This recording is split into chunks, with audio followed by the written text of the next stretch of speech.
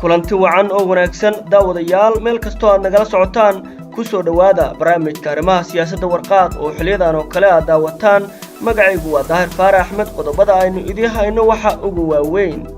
muxuu ka dhigan yahay safarka madaxweyne Farmaajo 22 bil kadib uu ku tagay mid ka mid ah wadamada qaaradda Yurub dawladda Turkiga oo qaaday tallaabo jawaab ah go'aankii Soomaaliya ku taageertay Sacuudiga markii wariye Jamaal lagu dilay dalka Turkiga mid ka mid ah ra'iisul wasaarayaashii soo maray dalka oo filla Soomaaliya ku dhaliilay xifaaltanka maamul goboleedyada iyo maxad ka ogtahay qorshaha siyaasadeed ee ku xeeran safarka madaxweynaha hore ee dalka uu ku tagay maamul goboleedyada qodobadaas iyo kuwa kale oo faahfaahsanayaan u soo gudbin doonaa oo ay ka mid yihiin dhismaha ciidamada badda Itoobiya oo laga helay xog aan hore loo ogeyn iyo halka ay ka howlgeli doonaan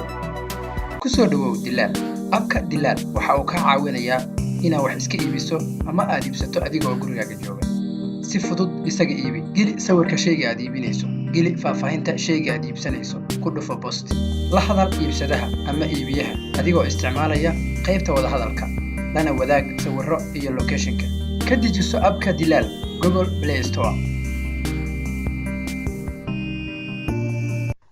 waa isniin taariikhdu ay ku beegan tahay 19 bisha 11 ee November sanada 2018 haddii aan ku horeeyo barnaamijka aynu ku daahfurano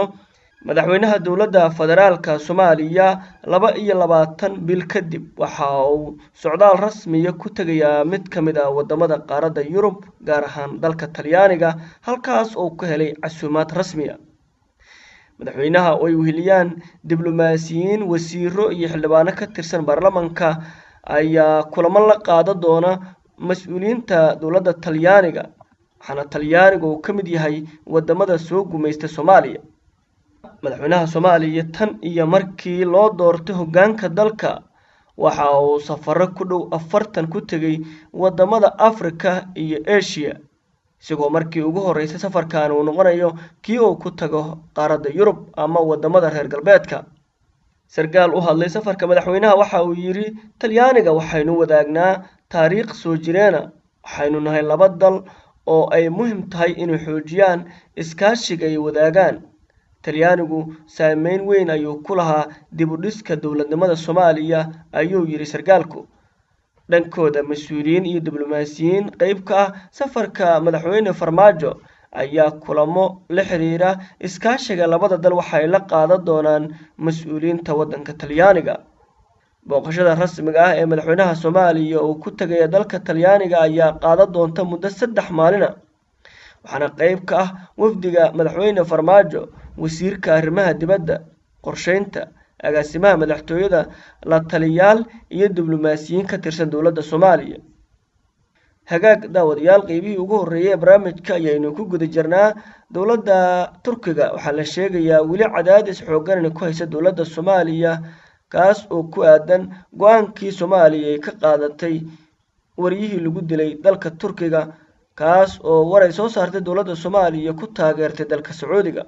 filla Soomaaliya ayaa lagu eedeeyay in si aan ka fiirsi lahayn ugu dhaxdhacday xiisad u dhaxaysa Turkiga iyo Sacuudiga maadaama xukuumadda Ankara ay ka xumaatay dalkeeda in lagu dilo qof ajnabi ah taas oo yareynaysa kalsoonida lagu qabo xasiloonida Turkiga iyo hay'adaha amniga qadiyadan xasaasiga ah ayay ahayd in faraha kala baxdo dawladda Soomaaliya sida ay ku taliyeen khubaro Soomaaliya oo ku takhasusay arrimaha dibadda iyo xiriirka caalamiga warkan cusub aan helnay waxa uu sheegayaa in dawladda Turkiga dawladda Soomaaliya ay ku wargelisay in jaranayso lacag dhan 30 milyan oo dollar oo sanad kasta Turkiga ay siiyaan dawladda Soomaaliya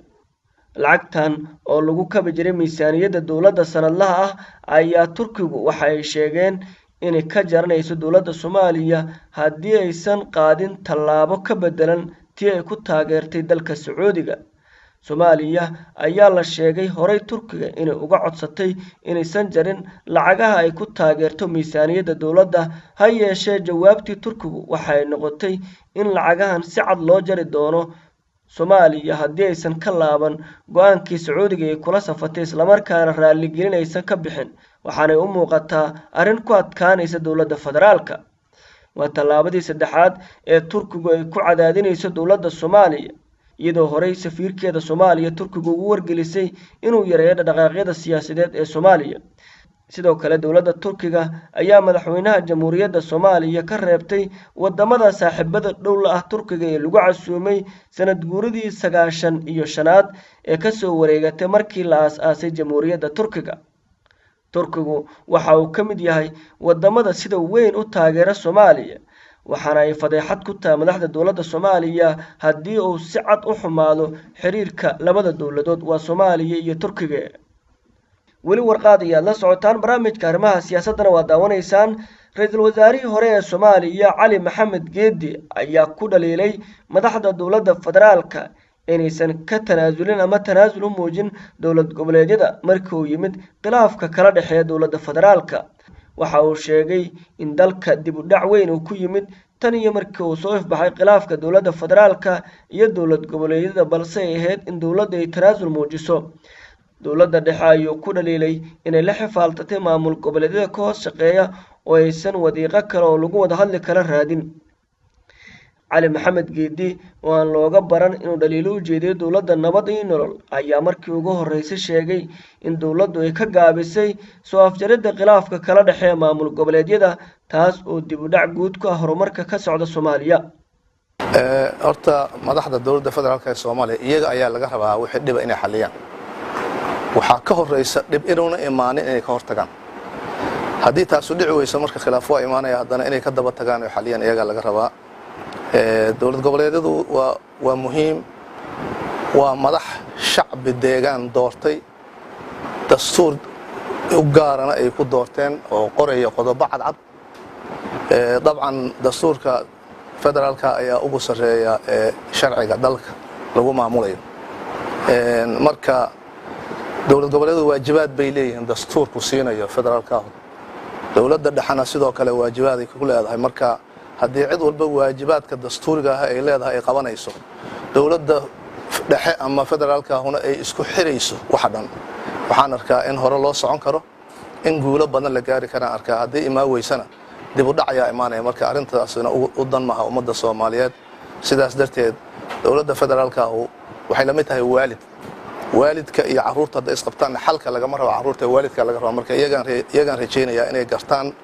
mas-uuliyaddooda iyo waajibaadkooda oo xaliyaan waxa la wixii khilaafaad dalka ka jira. hagaag qaybihii dhexe barnaamijka ayaynu ku guda jirnaa. waxay noo soo socda qodobo ay ka mid yihiin sirta ku qarsoon dhismaha ciidamada badda Itoobiya iyo halka marka ugu horeysay ay ka howlgeli doonaan. balse haddaynu eegno madaxweynihii hore ee dalka Xasan Sheekh Maxamuud waxaa la sheegayaa safarro inuu ku tegi doono xarumaha maamul goboleedyada si uu kulamo la qaato hogaamiyaasha dowlad goboleedyada iyo siyaasiyiinta dowladda khilaafsan.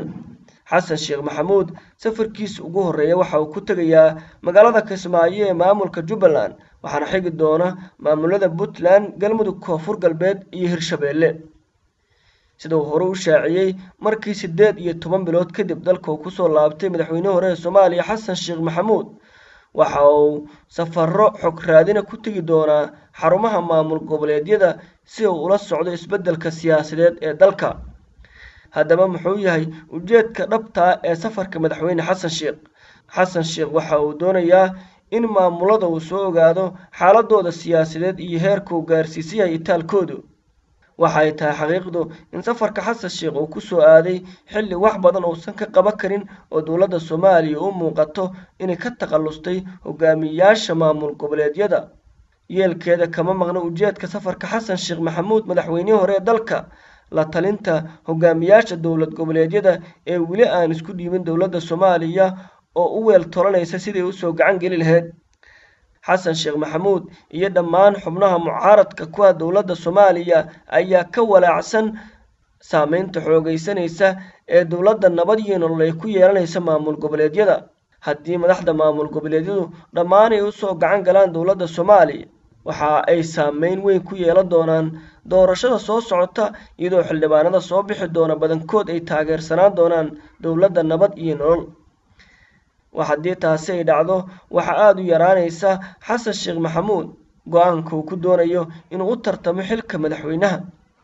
taas ayaana sabab u ah safarada xilligan uu ku tagay maamul goboleedyada si oon wax uga bedelo go'aanada maamulada ay qaadan karaan. وهجاج ولي واحد نقل سعطان برامج كارمها سياسة ورقات وعلى باين كفلا قينو أرمها سياسة الصومالية دولة إثيوبيا وحل الشيعين لسنيسو عندما بدأت كواس أو كهول جيل دونس إلى من سيها قار كميدا ودمدا كيال بريق أفريقيا دولة إثيوبيا هوري وحيولهاد عندما بدأت حلقي دلويني وذاهايين دولة إثيوبيا iyo Eritrea ka hor dagaalkii labaad ee adduunka laakiin markii dambe Eritrea waa ay ka goday dalka Ethiopia dhismaha ciidamada badda ee Ethiopia ayaa walwal ku abuuray wadamo badan oo Soomaaliya ka mid tahay maadaama Ethiopia aysan lahayn dhul badeed dadka falqaya arrimaha siyaasadda waxay aaminsan yihiin ujeedka ugu horeeya ee Ethiopia u dhisanaysa ciidamada badda inay tahay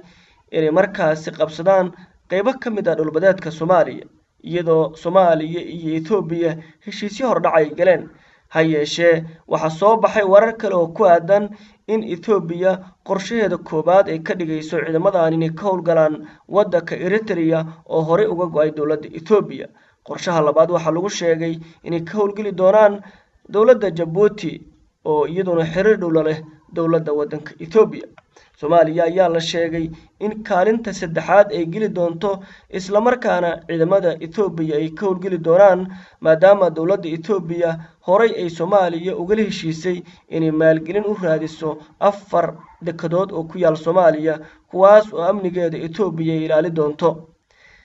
sargaal sare oo ka tirsan Ethiopia oo dhawaan hadlay waxa uu sheegay inaysan jirin sabab Ethiopia ay u noqoto bad la'aan isla markaana wadamada diriska ah oo aad uga yar Ethiopia ay xeebo dheer leeyihiin damaca Ethiopia ayaa laba kacleeyay markii uu ra'iisul wasaare ka noqday Abiy Ahmed waxaana xiriir wanaagsan ay la sameeysanayaan wadamada diriska ah oo ay Soomaaliya ka mid tahay si ay u helaan dhulbadeed markaas maalgashi ku sameystaan ugu dambeyntiina falalka amni darrada ka dhaca Soomaaliya ayaa loo sababeynayaa dhowr arrimood oo ay ka mid yihiin isbedelada lagu sameeyo saraakiisha ciidamada dowladda uu hogaamiyay madaxweyne Maxamed Cabdullaahi Farmaajo ayaa isbedel badan waxa ay ku sameysaa saraakiisha ciidamada dowladda iyo wasiirada gaashaandhigga taas ayaana sabab u ah falalka amni darrada ka dhaca caasimadda iyo qaybo badan oo ka tirsan gobolada dalka Cabdi Aadan Barre oo ka faalooda arrimaha amniga waxa uu qabaa in qayb weyn ay ka qaadanayso falalka amni darrada ku soo laabtay magaalada Muqdisho isbedelada lagu sameeyo saraakiisha ciidamada iyo isla xisaabtan la'aanta dhanka amniga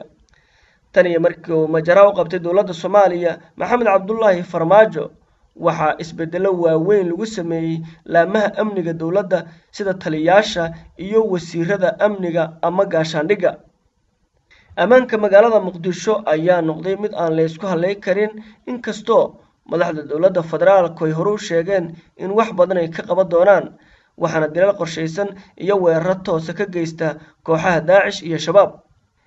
guud ahaan daawadayaal waa dhangayntaas barnaamijka arrimaha siyaasadda warqaad intaynu mid lamida berito ku kulmayno nabadgelyo ku soo dhawow warqaad press haddii aad ka heshay muuqaalka fadlan like siina share garee haddii aad nagu cusub tahayna subscribe si aad u hesho muuqaalo cusub fikirkaadana noogu soo gudbi qaybta commentiga aad baad u mahadsantahay